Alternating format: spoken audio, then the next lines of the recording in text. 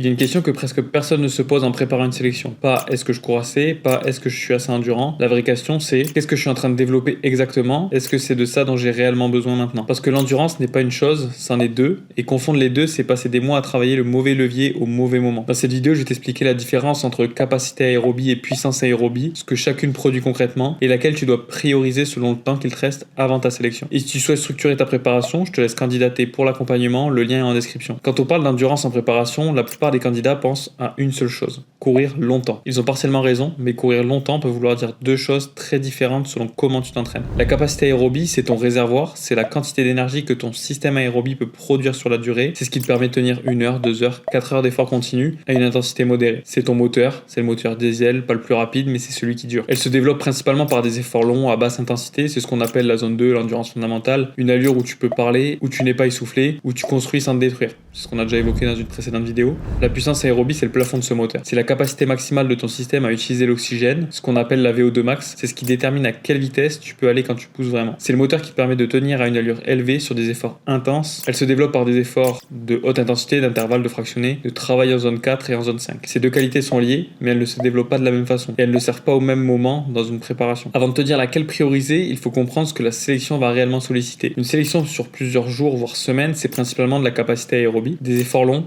modérés à intenses, répétés sur plusieurs jours, des marches chargées, des courses sur terrain variés, des parcours qui s'enchaînent. Le profil d'effort est celui d'un moteur qui doit durer. Ce qui élimine la plupart des candidats n'est pas l'incapacité à courir vite sur 10 km, c'est l'incapacité à rester fonctionnel après 72 heures d'efforts cumulés. Donc la capacité aérobie est la fondation. Sans elle, rien de solide ne tient. Mais la puissance aérobie n'est pas inutile pour autant, au contraire. Un candidat avec une VO2 max élevée a un plafond plus haut. Quand il court à une allure élevée pendant sa sélection, il le fait à un pourcentage plus faible de ses capacités maximales. Ce qui veut dire qu'il fatigue moins vite, qu'il récupère mieux entre les efforts, et qu'il a plus de marge. La puissance aérobie ne remplace pas la capacité, mais elle l'amplifie. Un bon moteur diesel avec une cylindrée élevée, c'est exactement ce que tu veux avoir en sélection. Maintenant, la vraie question pratique, c'est laquelle développer en priorité selon le temps qu'il te reste. Si tu as plus de 12 mois devant toi, tu es dans une phase de construction, la priorité absolue, c'est la capacité aérobie, des sorties longues à basse intensité, du volume progressif et du renforcement structurel pour que le corps soit robuste assez longtemps pour absorber ce volume sans se casser. C'est le travail de fond, il est long, il est peu spectaculaire, mais il est indispensable. La puissance aérobie peut être touchée à petite dose évidemment, 1 à 2 séances par semaine à intensité plus élevée,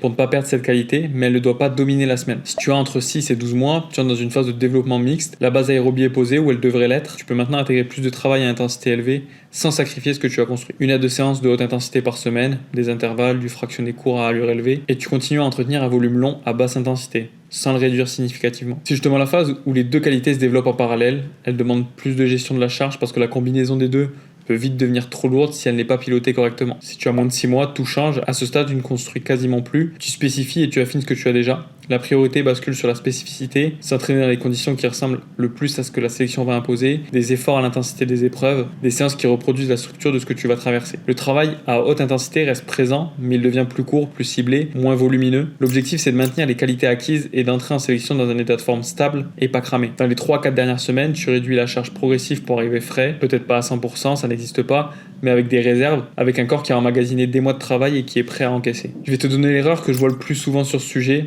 des candidats qui ont 6, 8, 10 mois devant eux et qui passent l'essentiel de leur temps à faire des séances intenses, du fractionné, des intervalles, du travail à haute intensité, des gros WOD tous les jours, parce que ça fait mal, parce que ça donne l'impression de progresser, parce que ça ressemble à ce qu'on imagine de la préparation pour une sélection. Le problème, c'est qu'ils construisent le toit avant les murs. La puissance aérobie sans base aérobie solide, c'est un plafond sans fondation. Tu progresses vite sur des efforts courts et intenses et tu t'effondres dès que la durée s'installe, parce que le réservoir n'a jamais vraiment été construit. En sélection, ce profil se reconnaît facilement, très bon au départ sur les premières épreuves, et qui décroche progressivement dès que la fatigue cumulée entre en jeu. La base se construit lentement, elle ne se rattrape pas en 4 mois, et sans elle, tout le reste est fragile. Capacité aérobie et puissance aérobie, deux qualités, deux temporalités, deux façons de les développer. Ce n'est pas l'une ou l'autre, c'est les deux, dans le bon ordre, au bon moment, avec la bonne proportion, selon là où tu en es dans ta préparation. Et cette logique de séquençage, savoir ce que tu dois construire maintenant en fonction de ta date, c'est exactement ce qu'une préparation structurée permet. Pas un programme qui fait la même chose toutes les semaines et qui te saccage en WOD, un cadre qui évolue avec toi, qui anticipe ce dont ton corps a besoin à chaque étape et qui te fait arriver en sélection avec le bon profil au bon moment. Improviser cette logique, c'est risquer d'arriver avec le mauvais moteur au mauvais moment. Si tu as une date de sélection et que tu veux t'assurer que ce que tu fais maintenant correspond à ce que cette date exige,